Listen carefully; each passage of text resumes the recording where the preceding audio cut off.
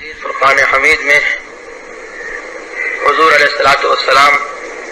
کی محبوبیت کبریٰ کا اعلان حضور علیہ الصلوۃ والسلام ہی کی زبان سے کروا رہا ہے۔ ارشاد ہے قل ان کنتم تحبون اللہ، اے محبوب تم فرما دو اے لوگوں تمہیں اللہ سے اگر محبت ہے فاتبعونی، تو میرے مصطفیٰ صلی اللہ علیہ وسلم سے محبت کرو۔ یحببکم اللہ، اللہ تبارک و تعالیٰ تمہیں اپنا محبوب بنا لے گا۔ ویغفر لکم ذنوبکم، اور اللہ تبارک و تعالیٰ تمہیں تمہارے گناہوں کو بخش دے گا۔ واللہ غفور الرحیم، اور اللہ تبارک و تعالیٰ بخشنے والا ہے، مہربان ہے۔ اللہ تبارک و تعالیٰ نے اپنے رسول کریم سرور عالم صلی اللہ تبارک و تعالیٰ علیہ وسلم کی محبوبیت کو ہمارے اور آپ کے اوپر یوں آشکار فرمایا کہ اللہ تبارک و تعالیٰ نے اپنی محبت کو اپنے رسول کی محبت بتایا، اور اپنے رسول علیہ الصلوۃ والسلام کی محبت پر اللہ تبارک و تعالیٰ نے اپنی محبوبیت کا وعدہ فرمایا کہ ان سے محبت ہوگی تو محبوبیت دی جائے گی، محبوبیت مل جائے گی۔ جو ان کو چاہے گا وہ اللہ کا محبوب ہو جائے گا۔ وَيَغْفِرْ لَكُمْ ذُنُوبَكُمْ، اور تمہارے گناہوں کو بخش دیا جائے گا۔ وَاللَّهُ غَفُورٌ رَحِيمٌ، اور اللہ تبارک و تعالیٰ بخشنے والا ہے، مہربان ہے۔ اس آیت کریمہ سے معلوم ہوا کہ حضور صلی اللہ علیہ وسلم کی محبت اللہ تبارک و تعالیٰ کی محبت ہے، اور حضور صلی اللہ علیہ وسلم کی محبت اللہ تبارک و تعالیٰ کی محبوبیت کا سبب ہے۔ اور یہ ارشاد باری اور حضور صلی اللہ علیہ وسلم کا یہ اعلان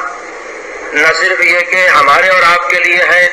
بلکہ اگلوں کے لیے، پچھلوں کے لیے، اور سب زمانوں والوں کے لیے، تمام انسانوں کے لیے، اور تمام اللہ تبارک و تعالیٰ کی تمام مخلوق کے لیے،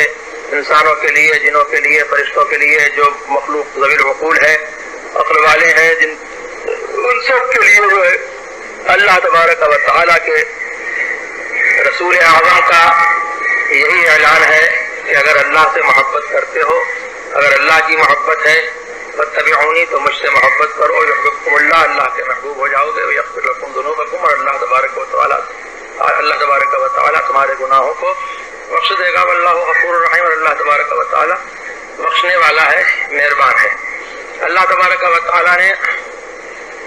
اس آیت کریمہ سے یہ ثابت ہوتا ہے کہ حضور سرور عالم صلی اللہ تبارک و تعالیٰ علیہ وسلم کو اپنی نیابت مطلقہ اور اپنا نائب اعظم اور اپنا خلیفہ اعظم اللہ تبارک و تعالیٰ نے حضور صلی اللہ علیہ وسلم کو بنایا ہے، اس لیے کہ اللہ نے حکم دیا کہ قل، یہ تم فرما دو،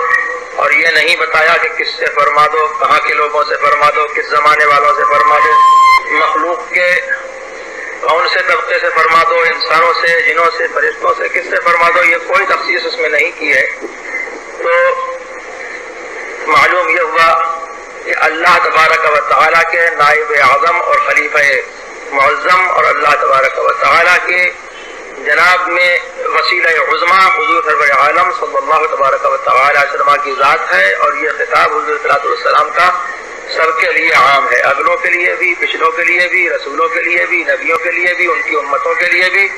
اور ہم جو امت محمدیہ ہیں، آخری زمانے کی امت ہیں، قیامت تک جتنے لوگ ہوتے رہیں گے، اور قیامت تک جو زمانہ آئے گا اور جتنے لوگ ہوں گے، سب کے لیے حضور صلی اللہ علیہ وسلم کا خطاب عام ہے، اور سب کے لیے حضور صلی اللہ علیہ وسلم کی محبت جو ہے وہ شرط ہے۔ سب کے لیے ذریعہ وصول اللہ کی بارگاہ میں پہنچنے کا ذریعہ حضور صلی اللہ علیہ وسلم ہی کی ذات ہے، اور وہ وسیلہ عظمیٰ ہے، سب کا وسیلہ حضور صلی اللہ علیہ وسلم ہے۔